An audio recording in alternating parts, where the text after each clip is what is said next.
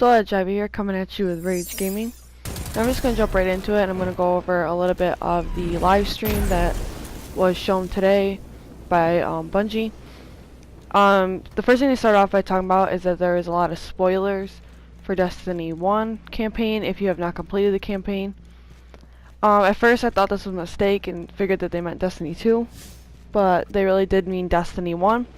And it starts off with showing you a video clip of the Vault of Glass, which was kind of a shocker because that is the raid from the Destiny 1 campaign, or the beginning raid of Destiny 1. And we later on find out from Christine Thompson that there is a simulation within the Infinite Forest that the Vex basically simulates the Vault of Glass. It's like a virtual reality type of thing. But basically it shows you Osiris, and it starts off with everyone just freezing, and then Osiris just goes through this, it looked like a teleport, like portal type thing, but they later describe it as like a gate. And Osiris comes through this gate with his ghost, and basically he like walks through the Guardians fighting the Vex. Like I said, everyone's frozen. He walks through them and opens up another gate. And he uses like these little tiny cube things to unlock this other gate. And he has to like put them in a specific order, a specific way, and everything to get them to open the gate. And what ends up happening is that the Vex start to unfreeze, and this is where it shows that he is a warlock that uses Dawnblade, which I was pretty impressed to see the like graphics on that. But basically he is trying to fight the Vex. And so what does he do? He opens another portal and throws his ghost through the portal, which, if you know anything about how ghosts work and everything, that is bad, because if the ghost is not in close proximity of its guardian, it cannot re-res its guardian, because once the guardian's dead, the guardian's dead. But he throws his ghost through a portal and basically explains to her that if he can't defeat the Vex, then there is nothing. So why would it matter if he and her live or not? So he throws her through a portal, and I saw a clip where her like light dimmed, so I instantly thought like, oh my god, like is she dead or something? Like, but no, she is not. Based on what I kind of got from the art director and the narrative director, was that she's not dead. It just kind of looks that way. So I'm kind of wondering if it's one of these things where you have to go on a mission and awaken the ghosts, kind of like the different ghosts that were in the tower in Destiny 1 that you had to wake up, or any other lost ghost that you had to wake up throughout the patrol mission or patrol and everything else like that. But her name is Sagira, and the narrative director was actually very pleased by this, because she is the only other ghost that like this is another narrative for Ghost, and it's a female ghost, and she is like definitely gives off a very sassy vibe to her. Excuse me if there's any long pauses. I'm like reading my notes because this was an hour-long video that I watched, and it was from Mesa Sean, so I will be leaving a link to that if you want to watch his video, the one that I watched. But like I said, I took a lot of notes on this so I can tell you guys everything about it. But yeah, like I said, as she was going, like the Sagira was going through the portal, one of the Vex shot her, so that's why I originally thought that she was dead, because her light dims out and everything. But based on what I was getting from the directors, that is not what happened. She didn't really die. But anyway, she gets thrown into this deserty looking place compared to the Vault of Glass. Like everything's red and sandy, and there's like blocks and everything. And from what I'm guessing, this is most likely going to be Mercury. And one of the questions that the directors were asked was basically, in time set, when is the Curse of Osiris DLC compared to the rest of the campaign? And it's actually going to be a few months after the Red War with the Cabal, so it's not, we're staying up on like basically, as DJ explained, real time. This is not something like way in the past or way in the future. It fits right in with the timeline that we're already currently in. But basically what happened was, at the end of the campaign, when you saw the Traveler basically wake up and radiate that light, that opened Vex portals and gates and stuff like that, so that they can transport. It's like a gateway, and they're like transporting enemies or something. But like that's what we're gonna find out, is what exactly are they using these gateways for. But this is what the Vex was waiting for, was the Traveler to awaken, which it was a little bit of foreshadowing about the ghost talking about, isn't it a good thing that the traveler is awake, like basically foreshadowing, let you know there's something with that is going to be talked about again in the future, and this is what it's being talked about. But Cora asked Osiris to investigate and see what was going on.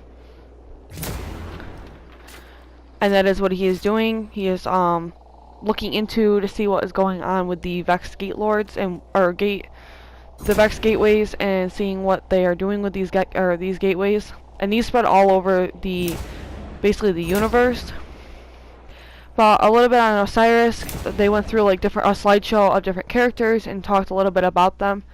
Osiris is an exiled Vanguard leader. Basically what they explained is he was the Zavala before Zavala. But they also point out his gauntlets, which they refer to him as bracers, which look very similar to a pair of gauntlets that are already available in Destiny 2. Like, I'm pretty sure I have a pair that looks similar to those. They had like little like see-through pipes, and they were very bright.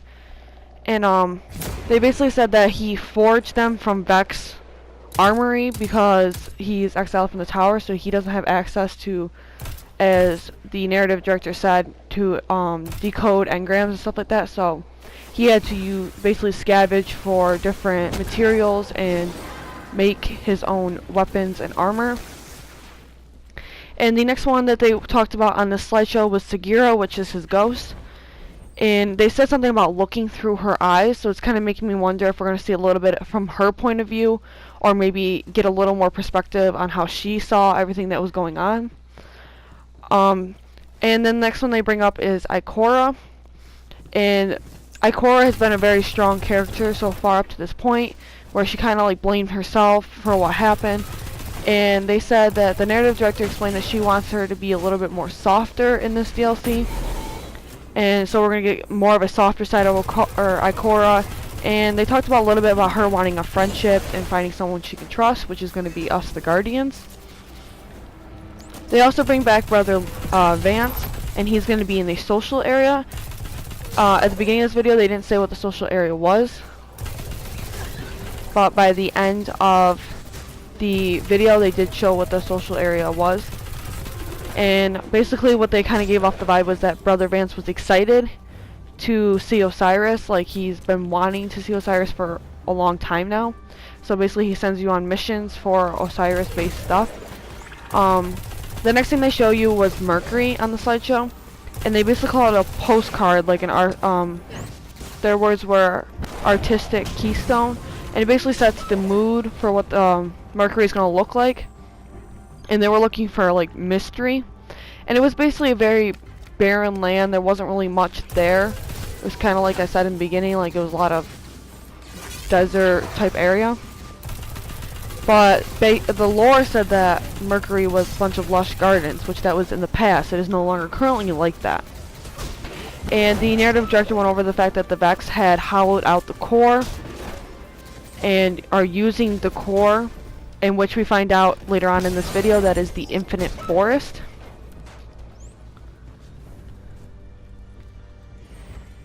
And like when they show you, basically what Mercury looks like, and there's a bunch of Egyptian looking landmarks and a bunch of like dead trees. There's no leaves on them because there's nothing alive anymore on this planet. No, like that's what you get. You have dead trees and stuff like that.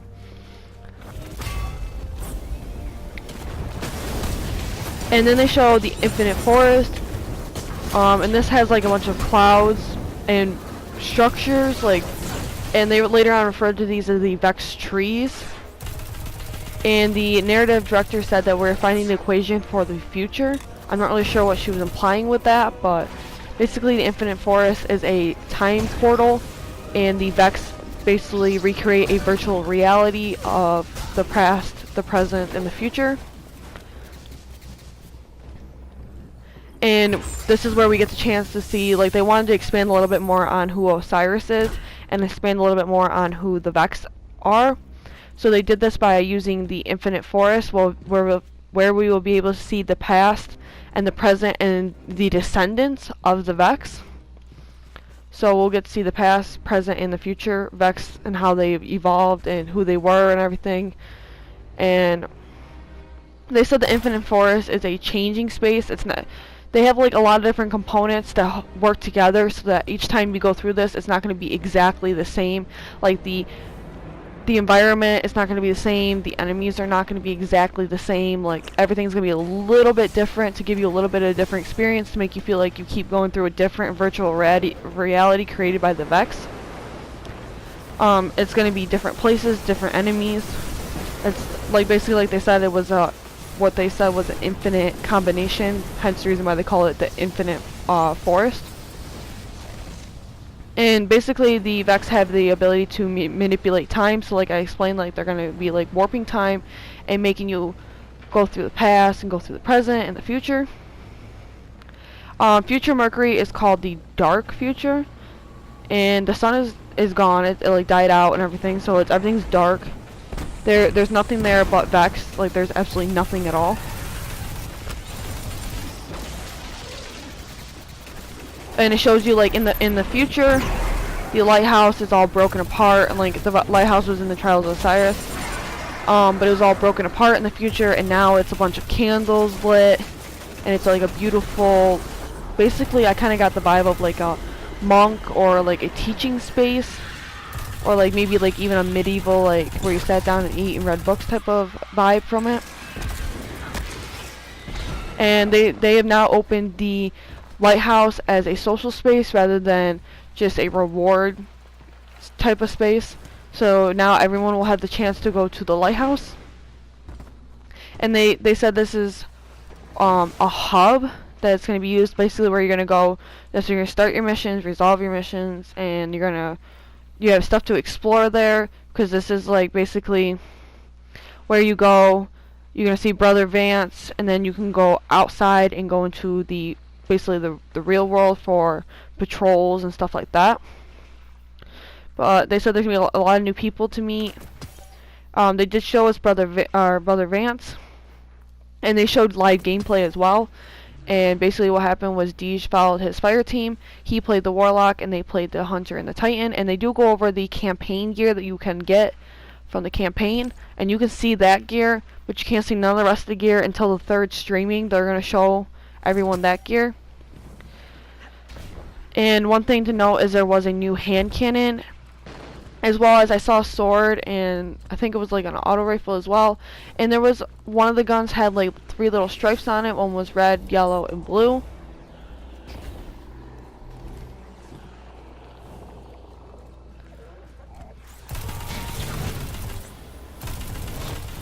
But basically, like I said, like Brother Vance is going to be a new vendor. You're going to get Mercury tokens, and you can earn the Lighthouse engram. And one thing I did notice was that it drops at a light level of 304, which currently I am capped out at 305. I have not seen anyone above 305. But they went over explaining that the new hard level, like right now our hard level is 20. The new hard level is going to be 25. And then the light level, the soft light level is, well, for me it is 300, and I am capped up at 305. I don't know if anyone's ever gotten over this, but I personally haven't. But now with this new expansion coming out, it's going to be a soft level of 330 and a hard level of 335. And basically letting you know there are going to be 3 more streams to show more of this stuff. And that on the 3rd stream, they will be showing you the Lighthouse engram, like what you can get from it, the loot. And then they go on to show you the gear of the Warlock, like which I explained. They're going to show you the Warlock, the Titan, and the Hunter. So if you wanted to watch that, like by all means, you can definitely go watch the video yourself. It is definitely very exciting to watch, and it basically explains a lot more than I was expecting it to explain. And the next thing they show you is this like pentagram type thing on the wall.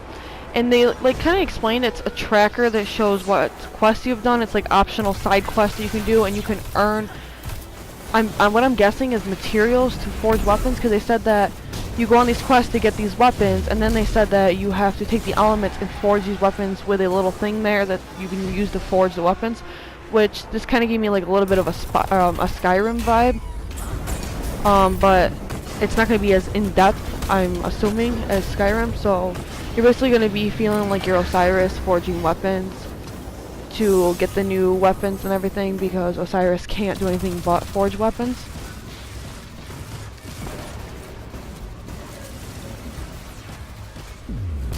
Okay, so the next thing that I want to talk about is they go and show the infinite gardens.